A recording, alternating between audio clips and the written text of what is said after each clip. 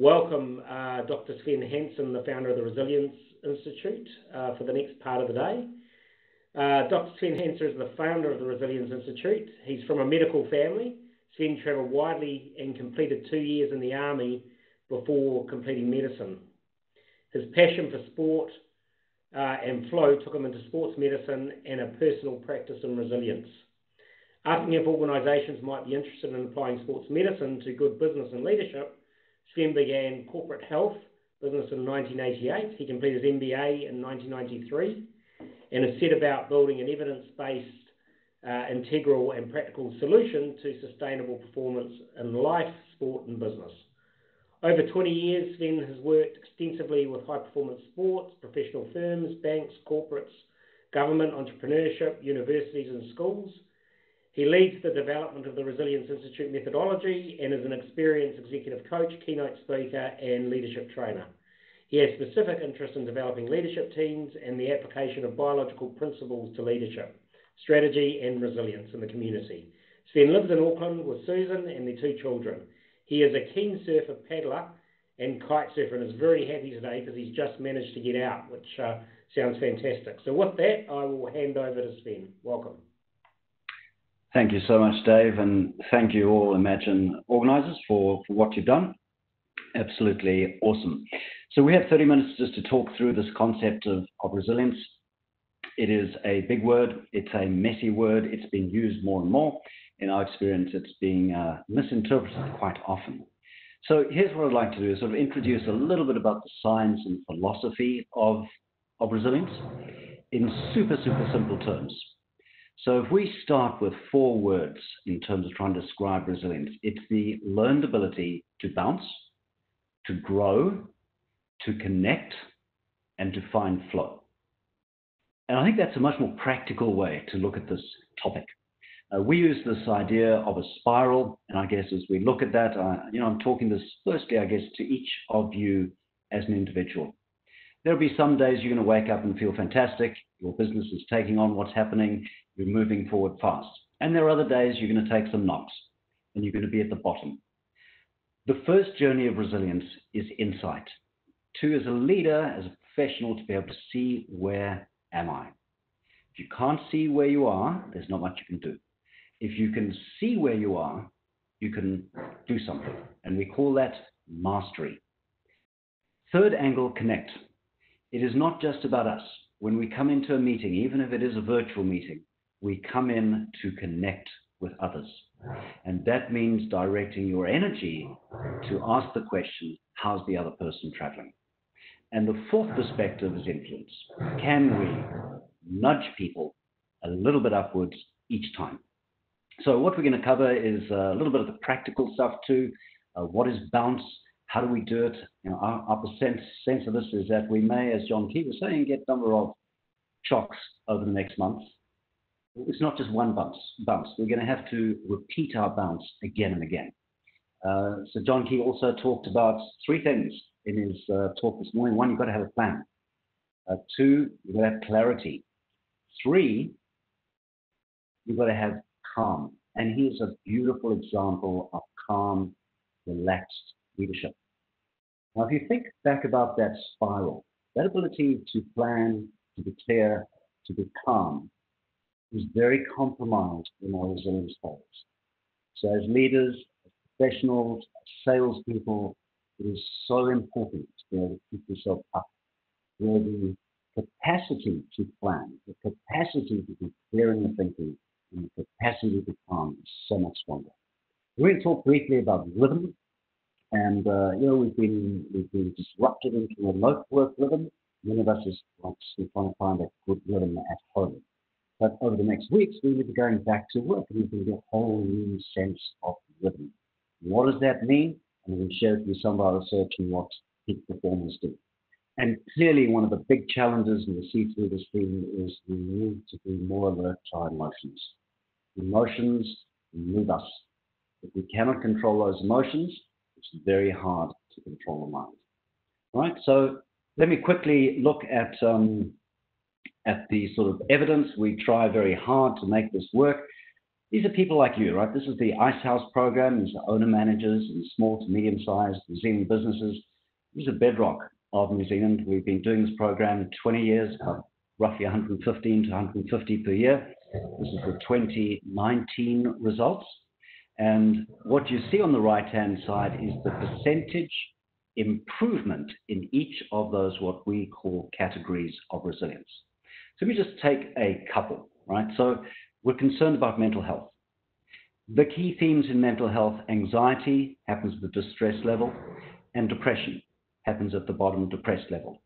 44% and 54% reduction in those symptoms over 6 months. All right, so it's powerful in terms of the bounce impact. Take another one. One of the key factors in energized body level, where you see a 66% improvement, is sleep. It's an interesting question. How much are you as a business losing per person because of sleep problems? The average across a business is roughly 2,500 New Zealand dollars per year. If you can fix sleep, that is a massive saving. And if we go up to the top, we talk about this concept of flow, really in your zone, your mind is clear, you're not overthinking, you're not keeping time, it's effortless. When you as an executive or a leader are in flow, you're 5 times more productive than when you're not in flow. So those are the kind of things we do, what that might look like in terms of a group. So the slide is not quite as clear as it is, but what you'll see there's 2 bell curves, before resilience and after resilience. This is a small group of professionals. They worked amongst themselves using digital solutions, got a 44% improvement in their overall resilience ratio. Right, so that's the kind of thing we're passionate about and working really hard to achieve. So let's get into some of the practical bits. Step 1, bad stuff happens. We've just experienced a sudden stop in the economy. As far as we know, it really hasn't happened in human economic history. We've just stopped. It's a tremendous shock.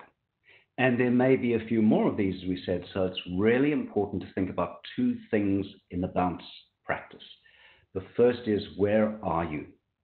As humans, we're not as clear as we could be about how we respond to shocks. We can learn, and we can have a look at that. And I'd like each of you to think about, how do you, in your own words, respond to each of those layers? And the second part of it, which is really activated by the awareness, is the ability to bounce fast, to climb back quickly. This is something that our All Blacks did absolutely heroically after the 2007 season, and they spent roughly 8 years professionalizing this in the context of rugby. We can do this in our lives and amongst our teams. First level, we're overloaded. Many of us are on screens all day. We're juggling across multiple angles. It's heavy overload for the front of the brain. It's very expensive to switch attention repeatedly through the day. Hard to feel, important to look for it, because that's where our productivity and our effectiveness starts to drop. Now, the brain doesn't notice it, but the body does. And the body realizes, there's too much blood and oxygen going to the brain. I need to look after the liver and the kidneys. So it quite simply pulls the plug and you disengage. Now, the body doesn't send a message to you to say, I'm checking out of this conversation with you. You've just gone. You don't even know you've gone. And when you come back, your brain kind of builds a bridge to pretend you weren't away. So please be careful. Harvard estimates that 46% of the time, professionals are disengaged. Don't assume someone is listening, because 50% of the time they may be away without permission. That's where we make mistakes. And then it becomes not so much a cognitive challenge, but an emotional challenge. So think of it as brain overload, brain failure. Emotion overload, we term withdrawal. We lose our energy. We spend a little more time locked away, perhaps a little more time in front of the TV. Perhaps we avoid that difficult conversation we need to have, and we feel lonely. It is an absolutely key signal for every one of us to pick. And amongst your colleagues, look for it. Each of us in these tricky times has a duty of care. The first obvious symptom is that people become quieter. They withdraw their commitment from the team. You've got to pick that. See it privately, respectfully, attend to it. Then it becomes, if you like, an emotional failure. And remember, emotion moves us. At this level of what we term vulnerable, you don't care. So you stay up too late. You've watched too much TV. You've had a few too many glasses of wine. We kind of jokingly call it, this is drunk, alone, in front of Netflix, third episode on Monday night. Please be careful. It's very, very obvious. And we really are, as human beings, in a risky place. Next level, the body kicks in. Right? The body is wise. The body is much older than the brain, much older than the emotions, perhaps 3.8 billion years. And these 38 trillion cells in your body, they know when you're under the gun. And they start to squeal. And we term that distress. It's internal, it's not good. So for some of us, we feel it in the guts. Others feel it in the neck or the back. Some people will have their heartbeat. Some people will have asthma coming back. Maybe a rash. There are so many ways for this to manifest. It's so important for each of us to know these signs and to know that taking a pill or rubbing a cream on isn't the final solution. You've got to act to move up. And perhaps for some of you who are helping your teams through this, be aware that the stress level can be simplified to something very old. And we call it the flight response when it's fear. So the anxiety condition is driven by a very old reptilian reaction of run. We're trying to escape the threat. High adrenaline, blood pressure, blood to your buttocks and legs, lots of inflammation, not good when there are viruses around, and it disables our thinking. So be aware that some people may respond to these events with heightened anxiety. They haven't chosen it. Just like the snake doesn't know when it's running, the body's chosen that out. The second most common one, and often not recognized, again, is a very old reaction, is fight. And some people are angry. Some people are frustrated. Some people are shifting blame. Again, it's an old sympathetic reaction, high adrenaline, blood now is in the jaw and the hands, and you feel like you want to blame someone. Lots of inflammation, very bad for viruses, and it closes our thinking down. So the capacity to plan, to be calm, to be clear, as Sir John Key mentioned, is really close on impossible in this situation. Then it can get kind of a little sad, right? And we can really take a hit. When these hits hit fast, we go down fast, and we feel it, and we tend to bounce fast. One of the dangers over a long period of uncertainty like what we're going through is you can slowly circle down. It's normal. It's natural. If we were all together, this would be time, I'd say, give the person next to you a big hug. You know, in our isolated rooms, maybe this is a good time just to wrap yourself up in your arms and just give yourself a little kindness. All right? It's tough. So what does bounce look like? First, it's about knowing these symptoms. Once you see them and you acknowledge them, you're 50% of the way back. That is the key in mental health treatment. It's the key when people are vulnerable and isolated. You have to see it. And even for our children to understand these things is very, very enabling. Now, in the bottom level, you can talk about the old freeze response. So sadness, if you like, in the acute form, is playing dead. Just like that snake is actually alive, but it's rolled over. And this is something for us as business people to be super conscious of. There are plenty of people in a freeze reaction. They're procrastinating, they're avoiding reality, they're not making those decisions that they need to take. Be careful. In extreme cases, it might be a faint, collapse, tears. Much more risky is when you kind of just shut down and you really aren't seeing reality around you and you're not engaging it. Again, we don't choose this. The body selects the freeze, the fight, and the flight response. So I think it's an excellent time if you're sitting, jump up on your feet. I'm going to work you through just a little shakeout. We're going to start the bounce process. So even you, Dave, I'm going to suggest you stand up and just shake out the body, roll the shoulders just 1 or 2 times around. Play with me, please, and round the other way. I'd like you to take your hand over, give yourself a stretch each side, and perhaps grab your hands behind your back and open your shoulders. Take a nice deep breath in and exhale. Long, slow, easy, easy, easy. Good. And back. So bounce, again, is not complicated, right? It's a very, very natural process. We will bounce as long as we're patient. But like the All Blacks discovered, you can bounce fast. If you can see where you are on that spiral, you can select a practice. So for example, obviously sometimes you're distressed and depressed. You need help. Be brave. Be humble. Seek that help because the explanation will be part of your recovery. We're going to talk in detail about renewal and rhythm, and that's something I think all of us need to really concentrate on. What are these clear, defined steps we need to take on a daily basis to keep moving upwards? The connection, all right? And this is for many of you who are leaders. When you notice someone withdrawing, you can think of that in terms of your responsibility as a duty of care opportunity to circle around to that person and just quietly say, I noticed you were quiet today. Is everything okay? Zip it. Listen. Be there for that person. Simply taking that moment to notice, acknowledge, and give someone the opportunity, if they choose, is really, really important. And then we're going to talk a little later around the rhythms of the mind, how we focus and refresh. So John Key talked about calm. And today many of us are hearing it in terms of mindfulness or meditation or yoga. I'm going to keep this very blunt, very scientific, and very practical. All right? In our modern thinking, the vagus nerve, what we call the 10th cranial nerve, is the key to the calm. When your vagus nerve is firing, you're calm, you're focused, you're connected. You're in control of your emotions, in control of your mind. When that vagus nerve is not firing, that's when freeze, flight, and fight activate.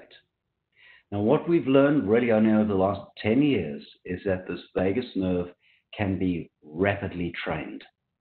We can actually teach ourselves to make this vagus nerve work better. What does that mean? Simply breathing. So let's do this practically. How many of you have heard or told someone to take a deep breath?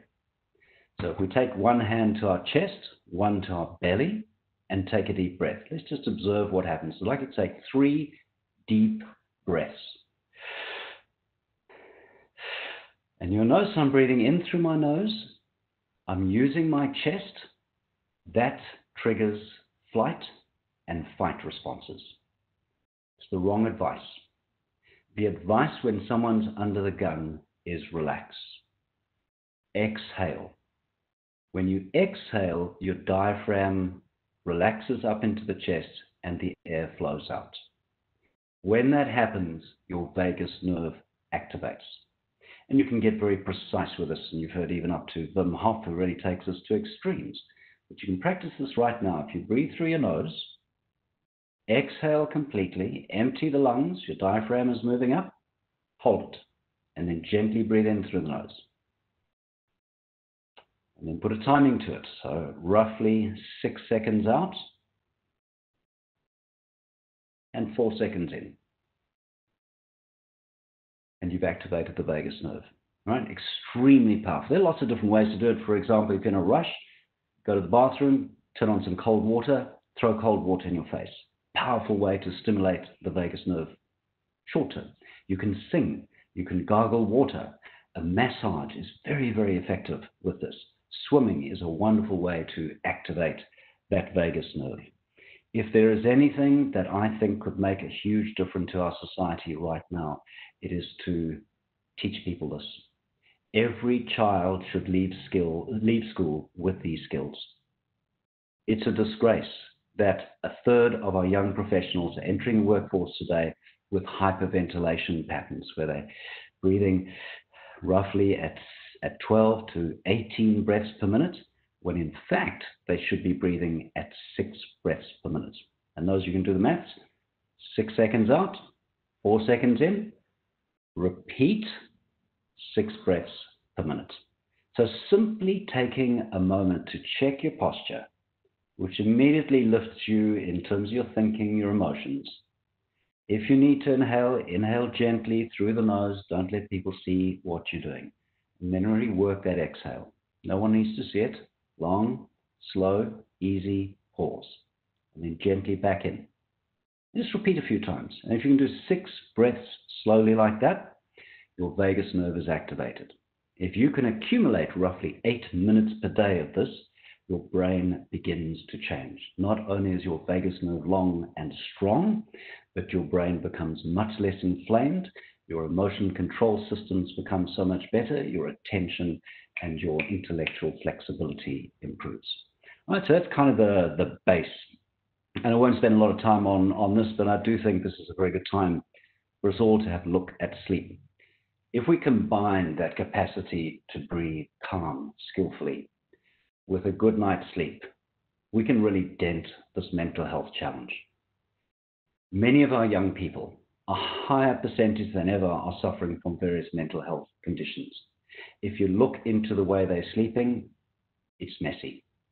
All right, nobody can tell you exactly what to do. We're all different. Much of your sleep is driven by your biology, things like the clock genes, things like the sleep phase, and we've got to work out what's right for ourselves. Here are 3 really simple suggestions. How long do you need? Usually between 7 and 8 hours. When you get the right amount of sleep, you're a much better version of yourself. When you sleep too much, too little, you're a much worse version of yourself. The more days you add together with inadequate or too much sleep, the further down you go. Work out what you need. My body seems to need 7 hours, 22 minutes. When I get that, good. If I don't get that, problems. Second thing, timing. What's your go-to-bed time? What's your wake-up time? And the last one, quality. Just take a very quick look at that. Remember, we don't need to go through all the science, too short for that. There's lots on our website for those who are interested.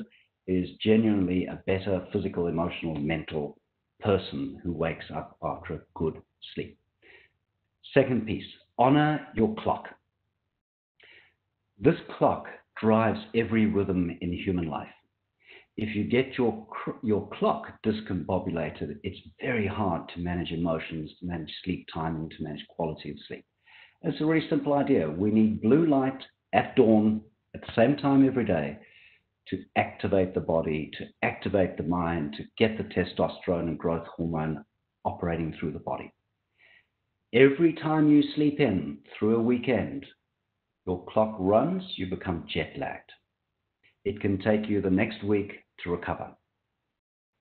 Simple guidelines. Lock down your wake-up time. Keep it really steady. If you possibly can, get up, do your walk, do your exercise at that time. And the second piece of this is in the evening, we're spending a lot of time on computers. Remember, the screen is blue light. Same thing we should be getting in the dawn. Give yourself perhaps 90 minutes to cool down, to remove the screens, to read a book, go for a walk with a dog, something that begins to prepare your body for sleep. In the past, we sat around the fire. It got cold. Sleep came quickly. Deep sleep followed. Today, many of us are continuously on screens and overheated LED lights, which are mostly blue, and it leads to a loss of melatonin, up to 44%. Makes it really difficult to get into quality of sleep, which is kind of the last one on sleep, is just be aware. And for those of you who've got Fitbits, highly recommend tracking this with whatever. If you have that rhythm right, you put your head in the pillow and you've had 90 minutes to relax, you will drop into deep sleep. That is the big anxiety cure. That's the big clean out of the brain, clean out of the body. You have 2 cycles of deep sleep, then you go to dream sleep. Dream sleep is where we recover from the emotional stress of the previous day. We consolidate our memories. We generate creativity. All right? We really want that structure. And tracking that and starting to learn what works for you and what doesn't is very, very powerful. And just a little heads up, much as I'd like to say red wine is great for us, most of the experts are pretty clear now that drinking in the evening wrecks your dream sleep. So if you want to fix your sleep, easy cool down period, cool, dark, quiet room, and stop the alcohol for a while and allow your dreaming sleep to recover. And I guess that brings in, and this is just something I really would recommend you be practical with. Each of us have got to build our own rhythms. Work out what kind of rhythm matters to you. You don't have to be obsessive. Many are, but I think for any productive person to understand what those key rhythm disciplines are is essential. So take some time to think about what might be your non-negotiables. From my point of view, get that sleep sorted. 2, get some exercise into the day, even if it is just a walk at dawn. 3, be aware that when you're on your screen doing remote work, you may not be productive for anything more than 50 minutes. So choose that 50 minutes carefully. We call that flow time. All right, what is the most important task of your day? Put in your diary and give it 100% of your focus. Knock it off. All right, that discipline, and then to push away the screen, to take a break, have a cup of coffee, get outside, and to come back is really, really essential. That links in with the micro breaks idea. And then just a final thought while we're still at home, and I guess for many of us that may be a longer term commitment, remember to switch cleanly. When you put down your screen and you go to talk to your family, you really need to leave your work with your computer. You need to be 100% present for your partners, your loved ones, your kids. And then you're going to have to leave them and come back to the next session. Quick, sharp, definitive switches. If you drag a family issue into a webinar, that's a challenging situation. If you drag a work conflict into your family, that's another really challenging piece. All right, so a really important piece, and for many of the groups we're working with at the moment, this is actually the key. Get your rhythm sorted. Maybe just a short word on emotion and mind. Be aware that when we allow our emotions to overwhelm us, we talked about freeze, flight, fight, we get into trouble. So as we said, the flight reaction is fear. The anger reaction is the strike, shout, yell, and then the playing dead, the freeze reaction. All right? These things happen fast, in 0.3 of a second. So a trigger, someone says something, bang, you're shouting, full of anger. Next thing you know, it's in regret. So a thought around that is name, tame, reframe. Very possible, very doable. When you feel a strong feeling in your body, give it a name. I'm angry. The moment you say, I'm angry, you're in the front of your brain, you can tame it. If you can't admit the anger, if I'm blaming you are angry, very hard to pull back out. All right, so name it, tame it, use your breathing, look for its opposite. And, in simple terms, we think about, what is a skillful emotion? So if I'm angry, I'm looking for kindness, I'm looking for tolerance. And that's a reframe. And to understand the reframe of sadness is joy, the reframe of fear might be curiosity or calm. This is a learnable skill. Again, provided you sleep well, provided your vagus nerve is highly activated. Be present for others. This is a tough time. And on screens, this is very difficult. 3 bits of advice on empathy, and we'll leave it there for some questions. Try to make yourself fully present. Dress properly. Get the screen right. Make sure you're not distracted. Make sure you can, as much as possible in a virtual world, be physically there for the people you're talking to.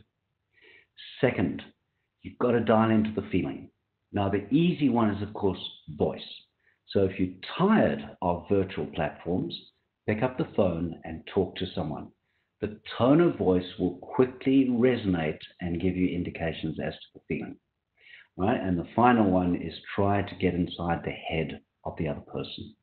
There are 3 parts of the brain, all separate, that execute physical empathy, emotional empathy, cognitive empathy. For those of us who want to be more simple, I use the term check body. What do I see in front of me? Check emotions. What's facial expression? Check the thinking. Confirm, is that person thinking what you think they're thinking? So I think we should probably, I will actually maybe just quickly show you. This is from our most recent research. We look at the top 10% of resilience scores across large populations. We have around about 50,000 people in this. You ask how people answer the questions. Top 10% of resilience scores almost always tick the very often, nearly always button for fulfillment, focus, presence, and bounce. If you're in the bottom 10%, that barely registers.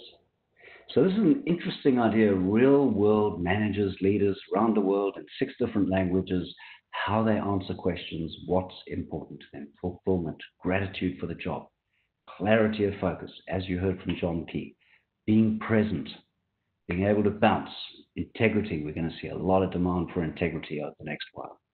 And then on the flip side, it's quite interesting what people do and don't do. And here we see the top 10% practically don't worry. Whereas if you're in the bottom 10%, worry is a big part of your life. They don't do fatigue. So someone who's in the top of their game isn't saying, I'm so tired. They find more skillful ways to frame that kind of language. I've had a big day. I'm going to get a good night's sleep tonight. And again, some interesting ones around rumination, hypervigilance, which link in with the anxiety and the freeze, fight, and flight reactions. So Dave, I think I should stop there. I know we're pretty much at time. I'll leave a summary. If I'm going to take a couple of things away, breathe slowly. 4 seconds in, 6 seconds out, through the nose. Sort your sleep. Be active every day. All right? Name, tame, reframe those destructive emotions and be really clear with your thinking. Be present. It's a difficult time. You need all your resources here and now. Thank you, Sven. And look, the questions are open. We've got about 10 minutes or so, or a little bit over 10 minutes left. One of the things I'm a little concerned on is, are you saying that I have to start drinking my red wine in the morning? Well, that conversation has come up a few times, and lots of people shifted their evening drink to lunchtime because there's nobody to check. I think that's a reasonable plan, right? The French have been doing it for a long, long, long time. Yeah, I'm not sure about your productivity in the afternoon, though. But that's when you use your power nap. Right. Straight after that. Yeah, okay. Indeed. There's a couple of questions here. So one is more information on exercise and what levels of exercise, is there a better time to do it? Is there a magic around exercise and a magic formula? Yeah, great. So look, the first thing, there is no magic. This stuff has to be very customized. There are so many different ways to do it, which is why I've kept it kind of at a high level and given you some very simple ideas. However, there is some research that does indicate people who exercise early get an additional benefit. And I think one of the simple ways for that to think it through is when you've had a good night's sleep, your emotional resources are strong.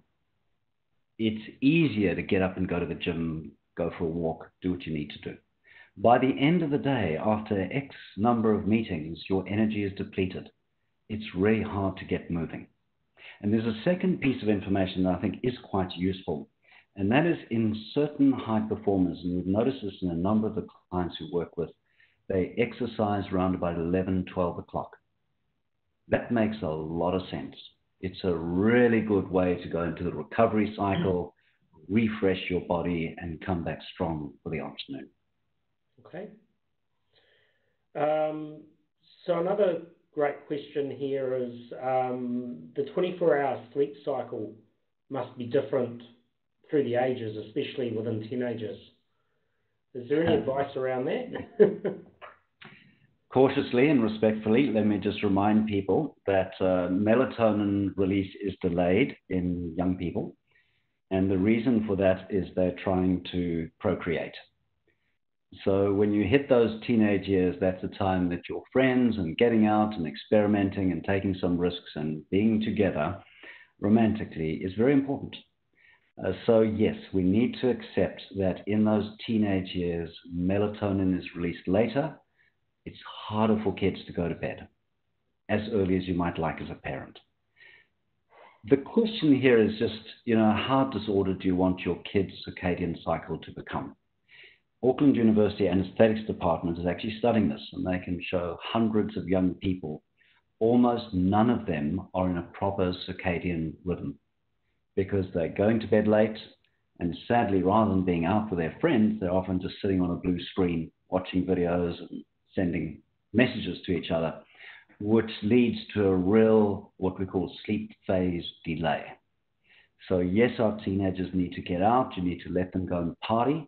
But I think most of the time through the week, we should try and get them to bed a little bit earlier. And the key here is to get them up earlier. If you get up early and you get the blue light, you'll feel tired in the evening. If you let your kids sleep in to midday on Saturday and Sunday, they're going to be death warmed up on Monday. And it will take them a full week to recover. So I think that's where there is a little bit of a parental responsibility. Do you run specific sessions for teenagers or children at all, Sven? It's just a question off the back of that. Look, we're doing quite a lot in schools at the moment. So we're working with about 100 schools. Our angle has been teachers are the experts at communicating with younger people. So we're focusing most of our energy in trying to help teachers understand this concept of bounce, grow, connect, flow, model it in their own lives, and to start using it in the classroom. And I think you really can. You think about that rhythm. You know, how many classes start the class with a little stretch, with perhaps sitting down and just breathing for a minute, you know, taking a short break in a 1 hour class, you know, noticing when someone gets upset, you know, freeze frame. All right, Sven, so you got really upset there. What are you feeling? You're doing living emotional intelligence training. So yes, we do some for kids, but I think really we should leave that with teachers. I think we need to train up teachers in this. And that's something you're doing with the work with the schools by the sounds of it. Yes, so we have about 100 schools engaged in that. In fact, one of those studies, the second study I showed, was in fact from a group of teachers in a private college. Okay. Another question, which is quite dear to today as well, is why do you think the suicide rate in New Zealand males is so high, especially in comparison to other countries? It's a big question. Wow. Yeah, it's a very difficult one. And, you know, even our great experts struggle to answer that properly. Mm-hmm.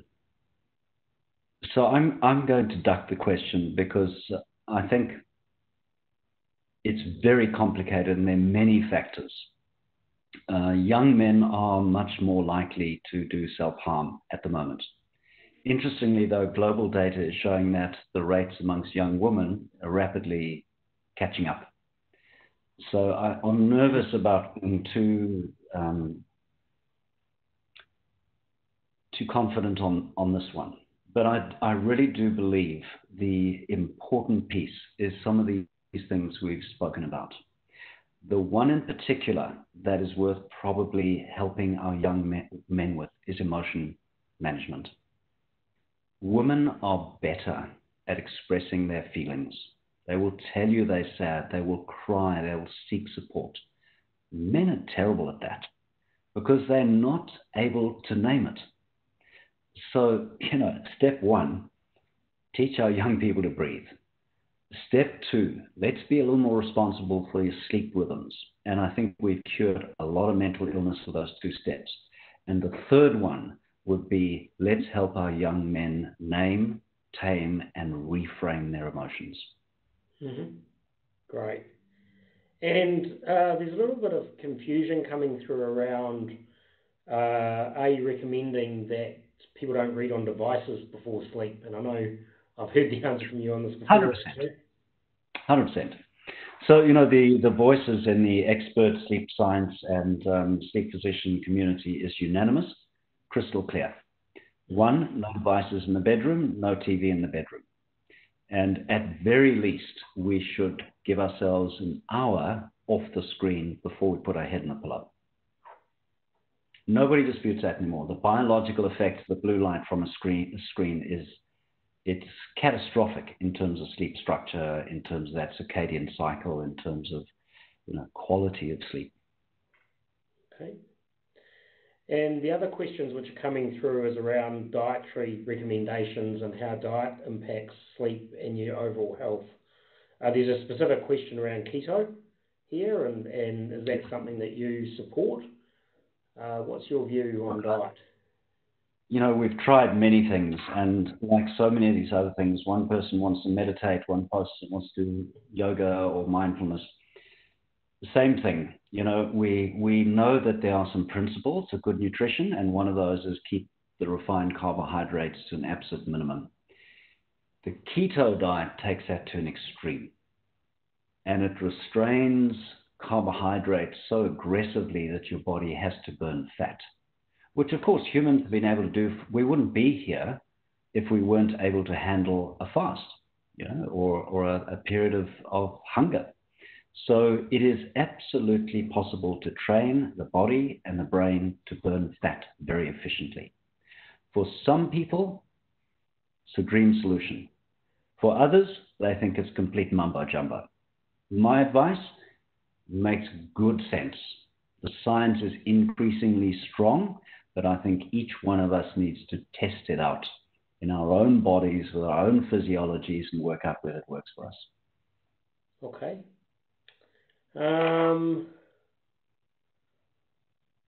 of what you talk about sounds like, and excuse my pronunciation, is it Buteyko breathing method? Oh, right. Yeah, so Buteyko is it's quite ancient, a Russian methodology. And it really was, if I remember right, breathe out and pause. And it was proven quite successful in terms of treating asthma. And it's absolutely one of the options.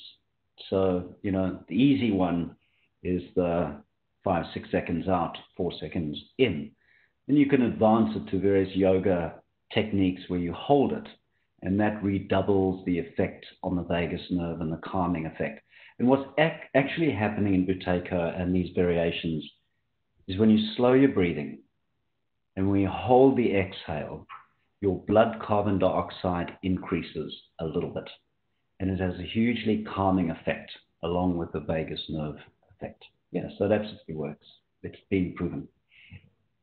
Okay, and just specifically, and I know you talked a lot about working from home, as businesses go back to working as normal, well, depending on what normal is, I suppose, these days, what do you suggest and people will help people the most for controlling that transition? Because it is quite a big transition to go back to the office with people around you. We've seen certainly, a little bit of stress coming into people, anxiety.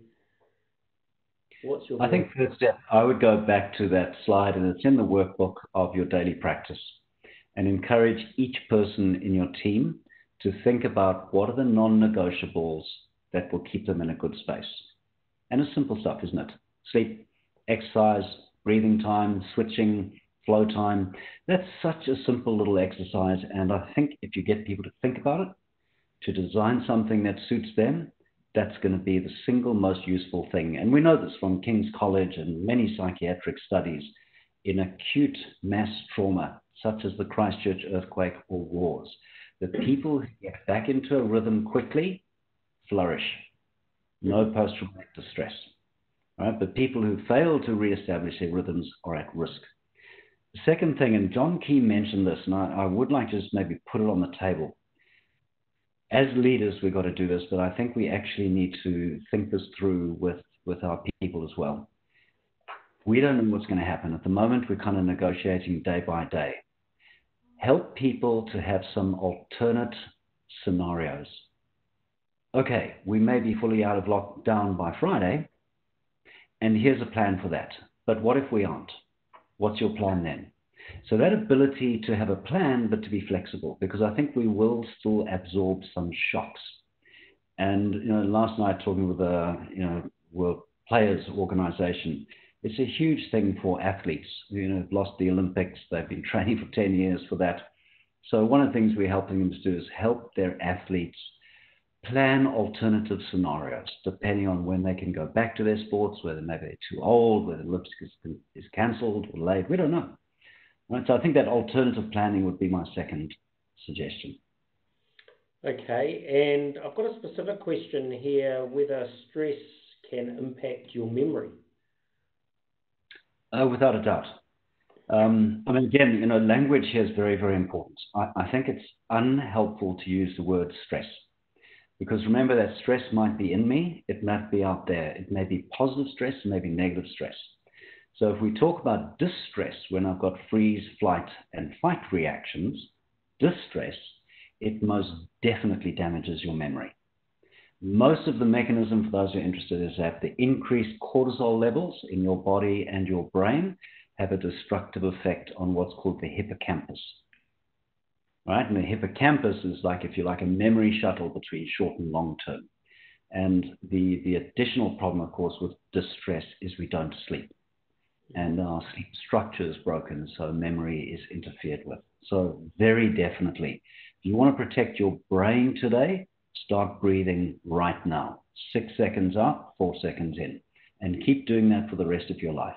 Okay. Now, two other questions, and maybe it's something we provide people on afterwards. One is someone's gone into the Resilience app and just asked how to set up the account. Is that a simple process, or? Yeah, there is a purchase option. We do not do a lot of B2C work, but for those who are keen on the online training, if you just go to individual resilience down at the bottom page, you can actually, but you have to get a code to get in. It's closed for casual use. Right. So how do they get that code? Come to you, or? As soon as they hit the purchase button, there's a cost. I think it's sitting at about $89, and as you hit that button, you will automatically get an invitation with a code, and you can set yourself up on your phone or your computer. And clearly some of these will be your own books, but one of the questions has been asked if you could recommend some readings to people as well. So maybe we'll gather that and post that on the website. Yeah, so in the workbook, there's a whole list of readings. I think a couple that are really interesting given the time we're in. Kerry Evans, All Black psychiatrist, wrote a book called Perform Under Pressure. Brilliant. For those who are interested in empathy and connecting with their staff and rebuilding community around business, it's a little bit of a thick book, but a book called Altruism by Matthew Ricard is just beautiful. And look, there is also a lot of free stuff available on our website at the moment, webinars, articles that go a little deeper into this, and pretty much all of them are referenced. Okay, that's excellent. Look, Sven, that was very useful. Thank you very much. I certainly enjoyed seeing you again. Thank you for coming along and agreeing to talk virtually. I know it's a little bit different, but it's been fantastic content. And we will post, there were a number of questions I didn't get to, and I'm sorry, people, there were just too many, so we will post answers to those after the event. And please remember to do your post-webinar survey.